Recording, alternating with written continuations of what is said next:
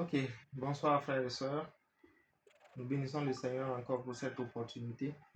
Nous allons aujourd'hui parler des 7 églises de la Révélation, les 7 églises de l'Apocalypse. Quelle est la vérité prophétique cachée derrière les 7 églises selon les versets bibliques qui sont donnés sur chaque église? Les noms qui ont été donnés aux 7 églises, il faut savoir que tous ces 7 noms sont des églises qui existaient déjà en Asie au temps où ces écrits étaient faits. Donc, c'est l'apôtre Jean qui a écrit cette révélation. Et en son temps, les 7 églises qui existaient en son temps en Asie mineure, les noms ont été répétés.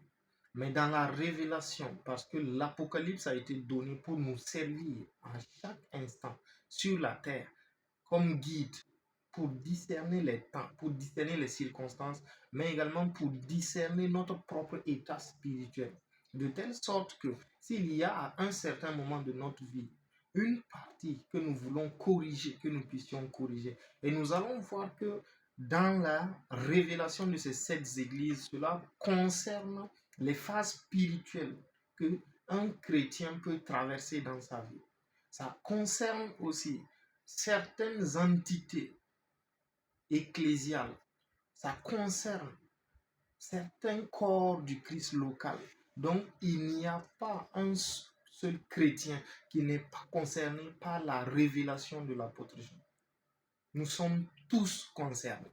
À un moment ou à un autre de notre vie chrétienne, ces différents états de la croissance de l'Église vont être trouvés dans nos vies.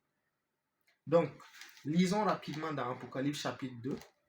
La Bible dit: écrit à l'ange de l'église d'Éphèse, voici ce que dit celui qui tient les 7 étoiles dans sa main droite, celui qui marche au milieu des 7 chandeliers d'or. Qu'est-ce qu'il dit? Il dit: je connais tes œuvres. On parle de l'église d'Éphèse. Donc, pour pouvoir décrire l'église d'Éphèse, le Seigneur va trouver des caractéristiques permettant à chacun de nous de pouvoir identifier quel est le caractère prédominant de cette église. Donc, ça peut être également quel est le caractère prédominant dans notre vie au moment T. Donc, peut-être que certaines personnes seront concernées, peut-être pas, mais pour l'église d'Éphèse, il faut savoir que c'était la principale caractéristique, c'est la rétrogradation. C'est-à-dire que c'est une église qui avait rétrogradé. Il croyait toujours au Seigneur Jésus, mais le zèle est parti. C'est pourquoi le Seigneur dit: je connais tes œuvres, je connais ton travail, je connais ta persévérance. Donc, lorsque une personne, on commence à vanter ses mérites, et qu'on va venir dire: mais tu as perdu quelque chose, ça veut dire que cette personne, dans le temps où on décrit, n'a plus ses caractères.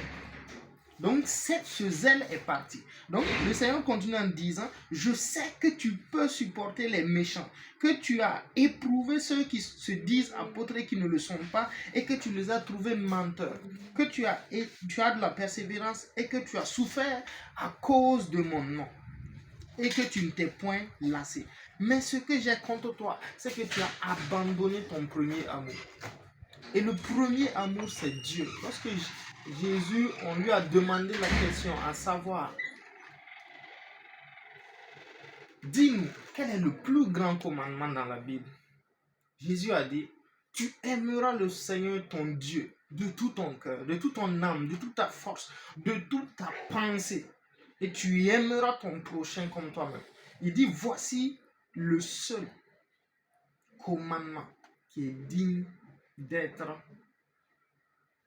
sérieusement appliqué dans notre vie. Donc, c'est pour dire, si Jésus dit à quelqu'un: tu as abandonné ton premier amour, ça veut dire que cette personne fait des choses, certes, mais la passion de Dieu n'est plus là.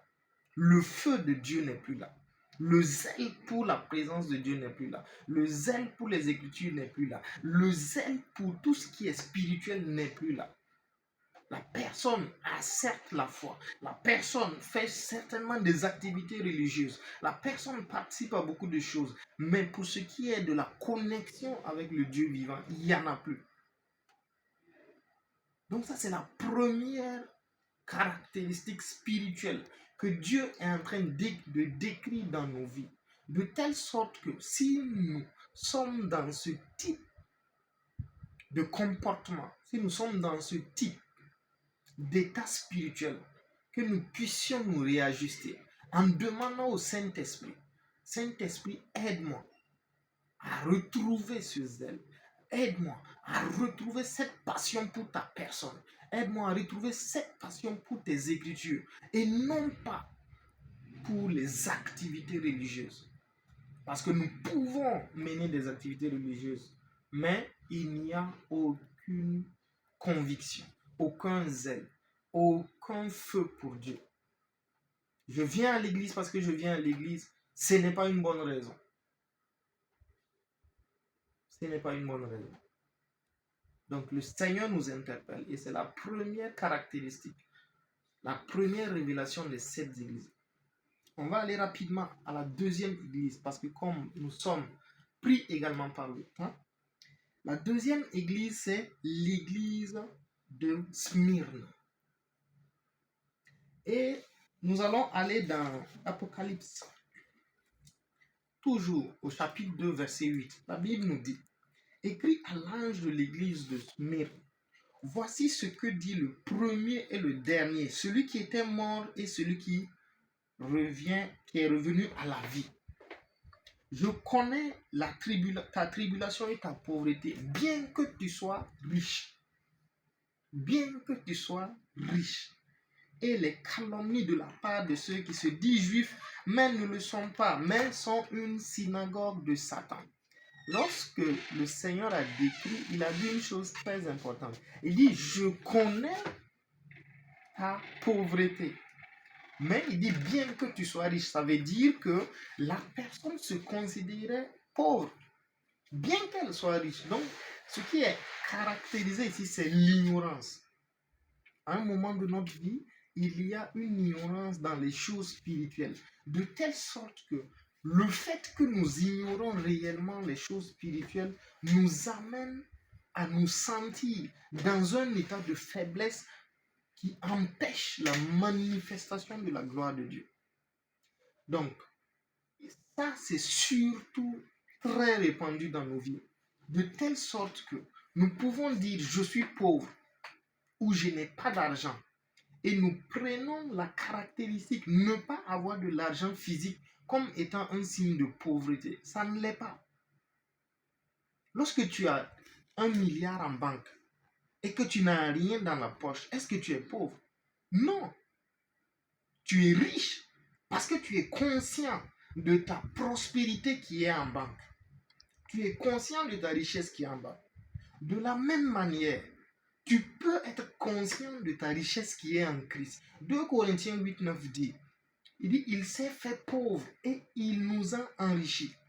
Et le mot qui a été décrit là-bas, c'est ploutéo, de telle sorte que nous ayons en abondance des richesses intérieures jusqu'à déborder, c'est-à-dire des richesses qui sont dans notre maison jusqu'à déborder. Donc, l'exercice pour quitter l'ignorance, c'est la méditation de la parole de Dieu. Il faut étudier chaque jour la parole de Dieu. Il faut étudier Christ. Qu'est-ce que Christ a fait pour moi? Qu'est-ce que Christ m'a donné par sa mort et sa résurrection? Et je décide de mettre ça dans mon cœur, dans ma conscience, de telle sorte que cette ignorance commence à quitter. Quand cette ignorance commence à quitter, je commence à réaliser. Donc, ça vient dans ma conscience qu'en réalité, ce n'est pas parce que je ne tiens pas 5 francs que je suis pauvre. Non. Je suis riche à cause de Christ. Je suis guéri à cause de Christ. Je suis béni à cause de Christ. J'ai quitté la malédiction. Je ne peux même plus être maudissable. Je ne peux ni avoir peur d'un sorcier, ni de quelque puissance occulte que ce soit. Tout simplement à cause de notre conscience de la vérité de Christ. Donc pour quitter l'ignorance, il faut méditer la parole de Dieu. Il faut la méditer jour et nuit jusqu'à ce qu'elle rentre dans notre cœur, dans nos entrailles. Et là, elle va commencer à être ferme. Et c'est avec ça que nous allons quitter cette étape de l'église de Smyrne. Parce que cette église est une église qui a des imperfections, de telle sorte qu'il ne réalise pas ce qu'il a.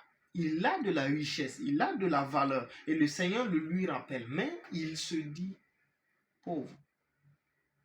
Alléluia. Donc, nous passons à la troisième église rapidement, qui est l'église de Pergame.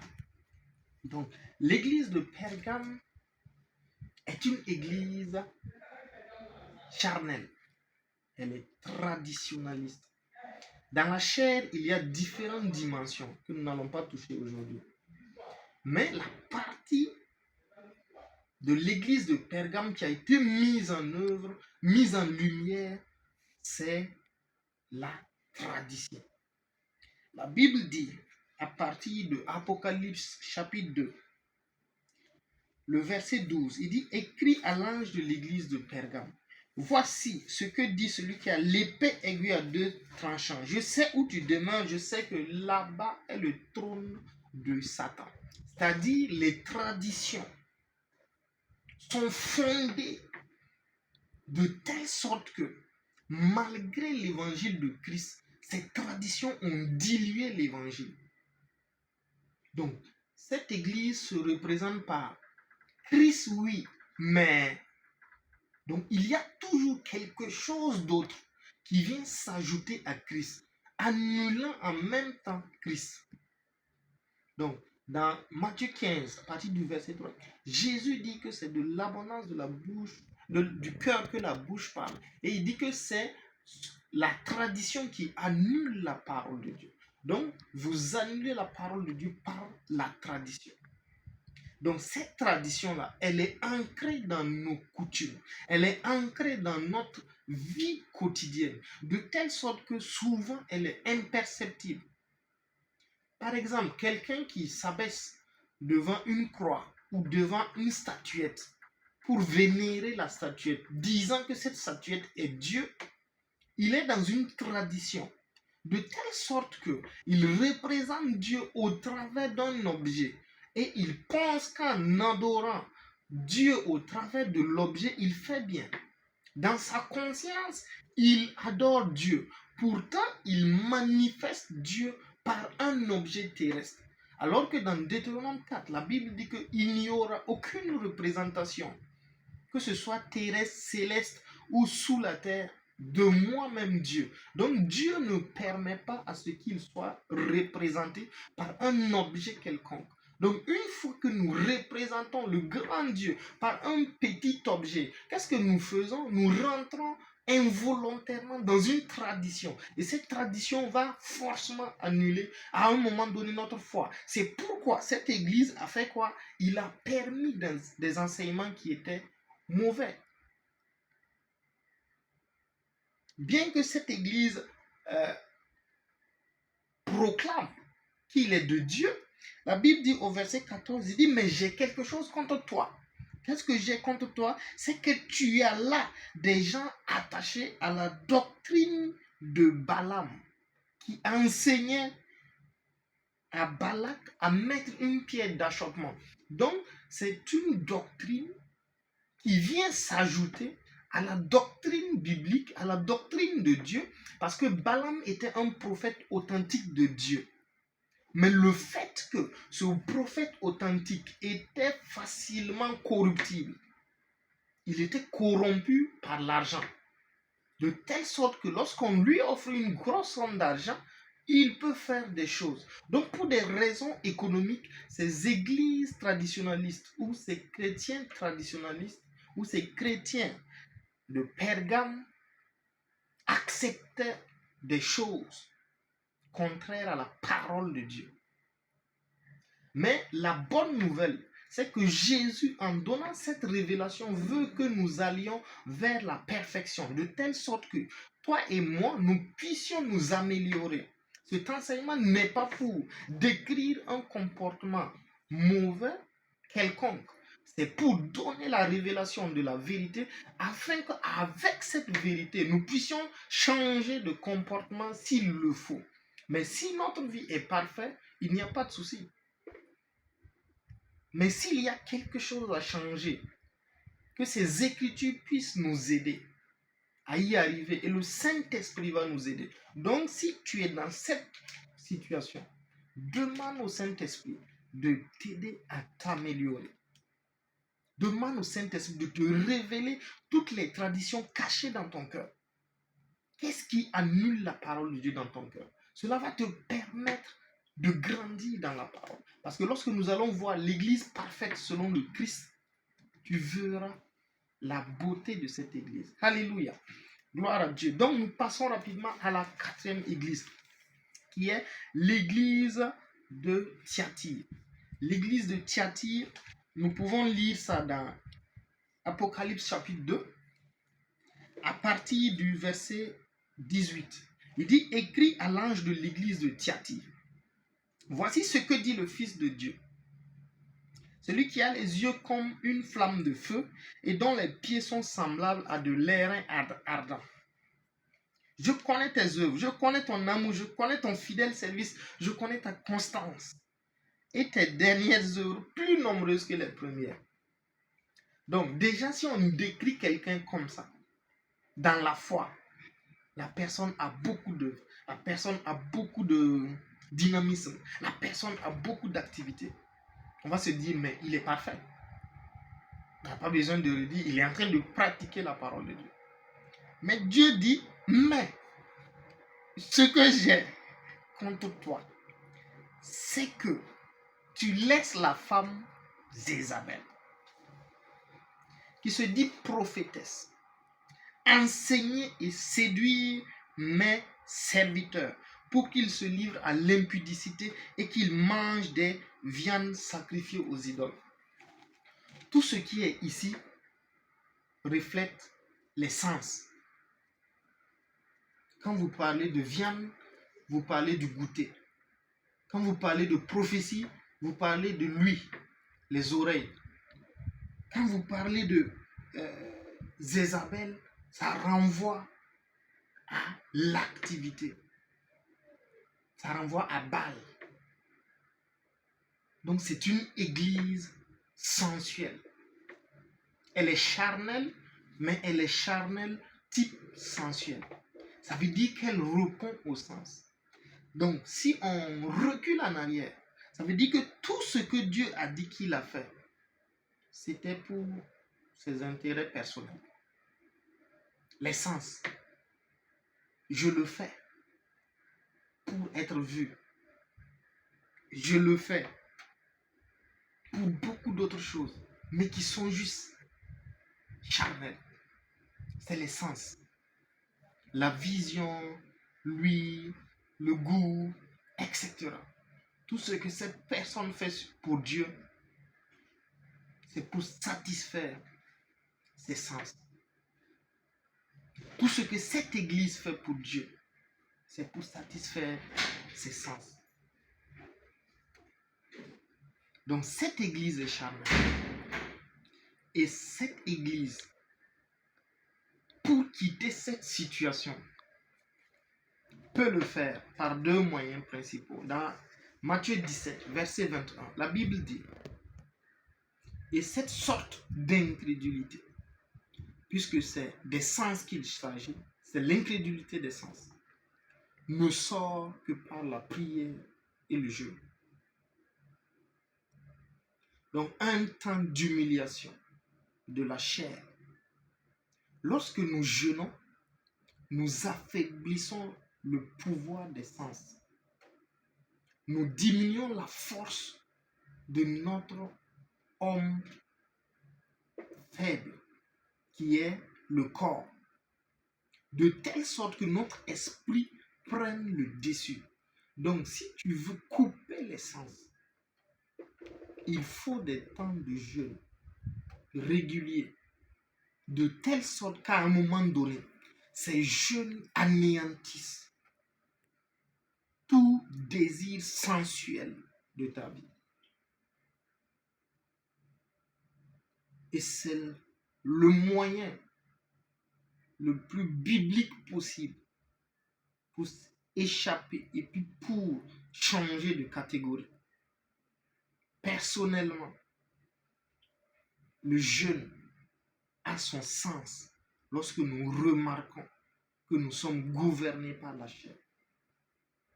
Lorsque nous remarquons que nous ne pouvons plus nous passer de la nourriture, lorsque nous remarquons que nous ne pouvons plus nous passer d'une série donnée, d'une télévision, nous ne pouvons plus nous passer d'une distraction donnée, en ce moment, nos sens sont en train de lutter contre notre esprit de telle sorte que si nous continuons, les sens vont nous conduire là où nous ne voudrons pas.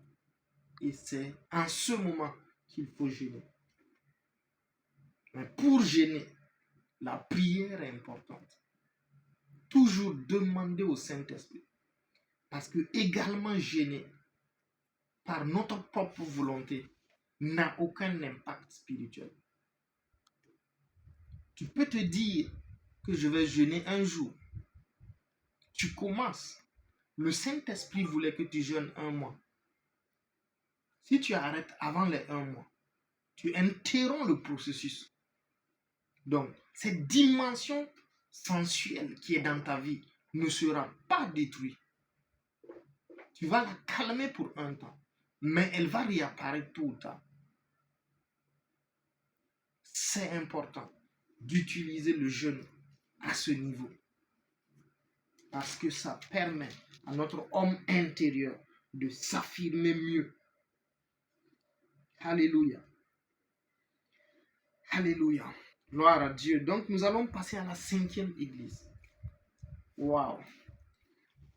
Le temps est déjà passé. Gloire à Dieu. Donc la 5e église, c'est l'église de Sardes. Donc la Bible nous dit dans Apocalypse chapitre 3,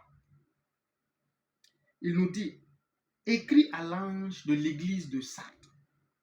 Voici ce que dit celui qui a les 7 esprits de Dieu et les 7 étoiles. Je connais tes œuvres, je sais que tu passes pour être vivant, mais tu es mort. L'église qui est morte, c'est l'église idolâtre. Toute idolâtrie est inimitié contre Dieu. Toute idolâtrie, peu importe sa nature, sa forme, est inimitié contre Dieu. L'église de Sardes est une église idolâtre qui est morte aux yeux du Seigneur. Elle est morte, mais elle n'en est pas consciente. C'est pourquoi le Seigneur lui a proposé, rappelle-toi donc comment tu as reçu et entendu et gardé la parole et répands-toi. Lorsqu'on se retrouve dans une forme d'idolâtrie quelconque, ça peut être une idolâtrie d'un homme, c'est-à-dire je remplace Dieu par une source humaine. Je remplace Dieu par une organisation. Je remplace Dieu par un être quelconque. Je remplace Dieu par un système quelconque. Je fais de l'idolâtrie. Si j'ai un problème et mon premier réflexe, c'est quelqu'un d'autre que Dieu, c'est de l'idolâtrie. Dieu dit qu'il veut être à la première place. Il dit le premier amour. Le premier amour. Donc cette église de Sardes était une église qui avait d'autres doctrines, qui avait d'autres soutiens que Dieu. Et Dieu le leur rappelle. Répentez-vous. Répentez-vous. Revenez à moi. Répentez-vous. Revenez à moi. Et je vous justifierai. Donc, nous allons aller rapidement parce qu'il nous reste encore 2 églises et je voudrais que nous passions beaucoup de temps dans l'église victorieuse. L'église de Philadelphie, Apocalypse 3. Verset 7. Écrit à l'ange de l'église de Philadelphie. Voici ce que dit le saint, le véritable, celui qui a la clé de David, celui qui ouvre et personne ne fermera, celui qui ferme et personne n'ouvrira. Qu'est-ce qu'il dit? Il dit, je connais tes œuvres. Voici, parce que tu as peu de puissance, mais que tu as gardé ma parole et que tu n'as pas renié mon nom, j'ai mis devant toi une porte ouverte que personne ne peut fermer. Alléluia. Il dit, dans la suite, il dit, voici, je te donne ceux de la synagogue de Satan, qui se disent juifs mais qui mentent, et je les ferai venir s'agenouiller devant toi, parce que tu as gardé la parole de persévérance en moi, je te garderai. Il y a trois choses qui sont décrites pour l'église victorieuse, c'est-à-dire l'église persévérante. La foi est une course de fond. Ce n'est pas une course de vitesse. Jésus dit, premièrement, l'église qui lui fait plaisir, l'église à qui il remet les clés du royaume, garde premièrement l'identité de son incomplétude sans Christ. Il dit, tu as peu de puissance, mais tu as gardé ma parole. Ça veut dire c'est cette église-là qui sait, je suis victorieux à cause de la parole de Dieu. Je suis victorieux à cause de l'église, de l'œuvre achevée de Christ. Ça, c'est la première qualité de l'église victorieuse. Il faut que la personne reconnaisse où se trouve sa victoire. Ta victoire, ma victoire ne sont pas en nous. Nous ne méritons même pas ce qu'on appelle victoire. C'est Christ qui est le victorieux. C'est lui qui est mort et qui nous a transférés dans sa victoire. De telle sorte que lorsque nous parlons, nous ne parlons plus de nous. Nous parlons de lui parce que nous sommes devenus ce que nous sommes à cause de lui. Donc, nous devons être conscients de cette réalité. Que nous sommes incomplets sans Christ. Et qu'avec Christ, nous pouvons tout. Et qu'avec Christ, nous terrassons tout. Et c'est cette vérité première qui doit être enracinée dans notre cœur. N'affronte pas les événements avec ta force. Tu vas échouer. Mais si tu veux être victorieux, comme Jésus l'a décrit, affronte les événements avec la conscience que tu pars avec Christ. Affronte les événements avec la conscience que tu pars avec la parole de Dieu. Que lorsque tu dis, Christ m'a enrichi, que tu es conscient de ce que tu dis. Ne prononce pas ce que tu ne crois pas. Il faut que ça soit ancré en nous. Que nous avons peu de puissance, mais que notre puissance vient de Dieu. Il nous a associés à sa nature divine, de telle sorte que nous utilisons de sa puissance, nous utilisons de sa parole, nous utilisons de ses ressources pour fonctionner sur la terre. Ça, c'est la première étape. La deuxième étape, il dit, tu n'as pas renié mon nom. Ça, c'est la conscience de notre nature divine. C'est la conscience de notre Seigneur. Il ne faut pas être conscient de ton humanité. En Christ, il nous a rendus plus que vainqueurs. Il nous a fait ses enfants. Si tu dis, je suis homme, je suis humain comme les autres, je suis 9, je ne vaux pas 10. Comment est-ce que tu peux être parfait si tu penses que tu es un être imparfait?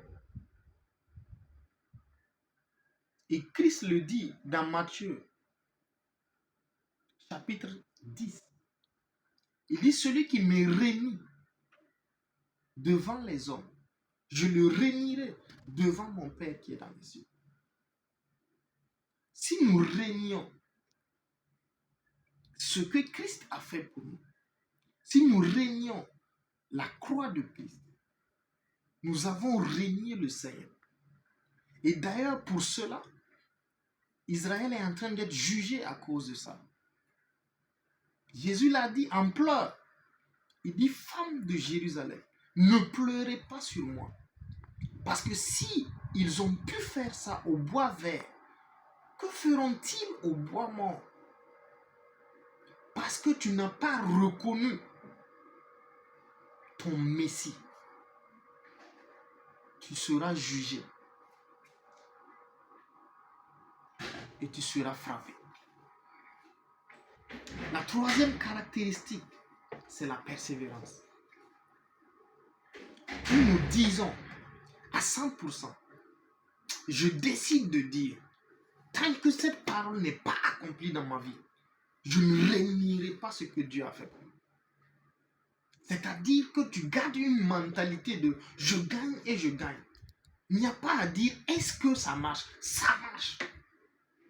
Si tu dois prier pour 1000 malades avant de voir un malade guéri, prie. Dieu a dit tu imposes les mains aux malades, les malades seront guéris. Même si c'est 10 000, impose. Tant que tu ne vois pas la manifestation palpable de ça, n'arrête pas. Parce que Satan est là et il est notre adversaire. Le mot Satan veut dire adversaire. Ça veut dire qu'il sait que arrivé à 990 malades, tu vas te décourager. Donc tu vas dire ça ne marche pas et tu vas laisser. Mais Jésus te dit la dernière et la très grande qualité que tu dois avoir, c'est de croire jusqu'à ce que tu meurs avec ça. Si Jésus a dit qu'il t'a guéri, mon frère, ma soeur, c'est ce que tu proclames jusqu'à ce que tu meurs. J'ai été guéri. Il n'y a rien à faire. Il a porté mes maladies. Par ses meurtrissures, il m'a donné la guérison. Il m'a donné la santé. Je le proclame, peu importe les symptômes, je le proclame parce que je sais que les symptômes peuvent être contrôlés par Satan. Mais je sais que la parole de Dieu demeure éternelle. Elle ne peut pas changer. Si Jésus l'a fait, il l'a fait. Et Satan ne trouble pas quelqu'un qui est persévérant. Quand il vient aujourd'hui, même si ça prend 20 jours, résiste. Tout ce que nous devons faire, c'est résister sur la parole. Résiste, résiste. Si tu tombes, demande au Saint-Esprit, relève-moi. Ça là, il faut que je gagne. Il faut que je montre que la parole de Dieu, elle est réelle, elle est véritable. Et nous devons la vivre dans notre vie. L'église persévérante. L'église persévérante. C'est la principale qualité. L'église victorieuse, c'est ce que Christ veut voir. Sa question qu'il a posée, il dit lorsque je reviendrai, dans Luc 18, trouverai-je la foi sur terre? Est-ce que je trouverai la foi sur terre? La foi, c'est la détermination. La foi, c'est la persévérance. La foi, c'est l'endurance. Une fois que tu es conscient, il l'a fait. Je m'y tiens. Je m'y tiens. Et c'est possible, mon frère. C'est possible. C'est possible. Donc, voyons la dernière église rapidement, qui est l'église, on va dire, de Laodicée, ou l'église incrédule. L'incrédulité. Il dit, voici ce que dit l'Amen. À partir du verset 14 de Apocalypse 3. Voici ce que dit le véritable, le commencement de la création de Dieu. Il dit, je connais tes œuvres. Je sais que tu n'es ni froid ni bouillant. L'incrédulité. C'est-à-dire, il est impassible. Rien ne lui fait chaud. Rien ne lui fait froid. Lorsqu'on dit Jésus revient, oui, il n'y a pas de souci. Il a dit il y a 2000 ans. Ah, gloire à Dieu. C'est l'incrédulité. C'est l'étape où nous ne sommes plus sensibles au Saint-Esprit. Plus sensibles à la voix de Dieu. Il dit, parce que tu dis je suis riche, je me suis enrichi. Donc cette personne ne compte que sur ses propres forces. C'est-à-dire que c'est ce qui est scientifique qui est vrai. Tout ce qui n'est pas scientifique n'est pas vrai. Voilà. C'est l'incrédulité à l'état brut. Je ne crois pas à quelque chose que je ne peux pas faire. Je ne crois pas à quelque chose qu'on ne peut pas démontrer scientifiquement.